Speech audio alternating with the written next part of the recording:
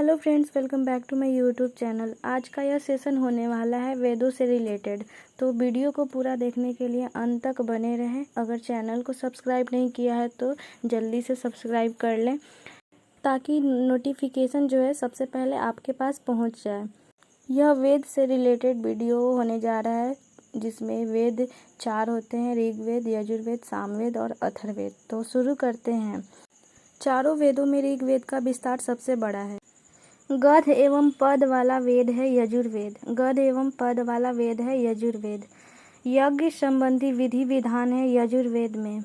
यज्ञ संबंधी विधि विधान नियम जो है यजुर्वेद में है। तंत्र मंत्र संग्रहित वेद है अथर्ववेद। तंत्र मंत्र जादू टोना संग्रहित वेद है अथर्ववेद। भारतीय संगीत का जनक है सामवेद। भारतीय संगीत का जनक सामवेद को कहा जाता है।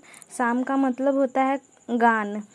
सामवेद यजुर्वेद के मंत्रों को उच्चारण करने वाले ऋषि कहलाएं। सामवेद के ऋषि कहलाएं उद्गाता और यजुर्वेद के मंत्रों को उच्चारण करने वाले अध्वर्यु। ऐतरेय ब्राह्मण संबंधित है ऋग्वेद से। ऐतरेय ब्राह्मण संबंधित है ऋग्वेद से। पंचविंश ब्राह्मण संबंधित है सामवेद से। पंचविंश ब्राह्मण संबंधित है सामवेद से। गोपद ब्राह्मण संबंधित है अथर्ववेद से। गोपद ब्राह्मण संबंधित है अथर्ववेद से। शतपथ ब्राह्मण संबंधित है यजुर्वेद से। पुराणों की कुल संख्या 18 है जिसका अध्ययन करने वाला प्रथम मुसलमान अल-बरूनी था। पुराणों की संख्या 18 है जिसका अध्ययन करने वाला प्रथम मुसलमान अल-बरूनी था। पुराणों के संकलनकर्ता लोमहर्ष एवं उग्र श्रवा हैं।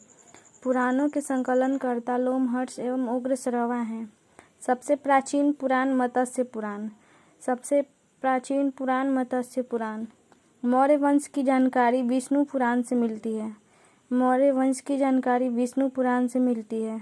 सातवाहन वंश की जानकारी मत्स्य पुराण से मिलती है। सातवाहन वंश की जानकारी मत्स्य पुराण से मिलती है। गुप्त वंश की जानकारी मिलती है वायु पुराण से। गुप्त वंश की जानकारी मिलती है वायु पुराण से। उपनिषद विषय वस्तु है दर्शन का। दर्शनों में सर्वाधिक प्राचीन सांख्य दर्शन को कहा जाता है। दर्शनों में सर्वाधिक प्राचीन सांख्य दर्शन है। न्याय सांख्य दर्शन के प्रवर्तक गौतम और कपिल हैं। न्याय के गौतम और सांख्य दर्शन के प्रवर्तक कपिल हैं।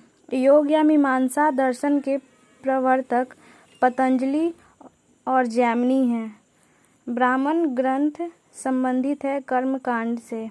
ब्राह्मण ग्रंथ संबंधित है कर्मकांड से। उपनिषदों की कुल संख्या 108 है जिसमें प्रमाणिक है 13। उपनिषदों की संख्या 108 है जिसमें प्रमाणिक 13 हैं। सत्यमेव जयते लिया गया है मुंडको उपनिषद से। सत्यमेव जयते लिया गया है मुंडको उपनिषद से। तमसो मा ज्योतिर्गमय तथा ओम लिया गया है बृहदारण्यक उपनिषद से। तमसो मा ज्योतिर्गमय तथा ओम लिया गया है बृहदारण्यक उपनिषद से। भारत की प्रथम कानून की पुस्तक मनुस्मृति को कहा गया है। भारत की प्रथम कानून की पुस्तक मनुस्मृति को कहा गया है। स्मृति ग्रंथों में सबसे प्राचीन है मनुस्मृति। स्मृति ग्रंथों में सबसे प्राचीन है मनुस्मृति। प्राचीन हिंदू विधि मनुस्मृति के लेखक मनु को कहते हैं। प्राचीन हिंदू विधि मनुस्मृति के लेखक मनु को कहते हैं। भारत का प्रथम महाकाव्य रामायण को कहा जाता है। भारत का प्रथम महाकाव्य रामायण को कहा जाता है। रामायण के रचयिता है महर्षि वाल्मीकि। रामायण के रचयिता है महर्षि वाल्मीकि। भारत का सबसे बड़ा महाकाव्य महाभारत है। भारत का सबसे बड़ा महाकाव्य महाभारत है। महाभारत के रचयिता हैं महर्षि वेद व्यास। महाभारत का अन्य नाम है जय संहिता। महाभारत का फारसी अनुवाद रज्मनामा नाम से किया था बंदा यूनी ने 16वीं सदी में। रामायण का फारसी में अनुवाद किया था बंदा यूनी ने।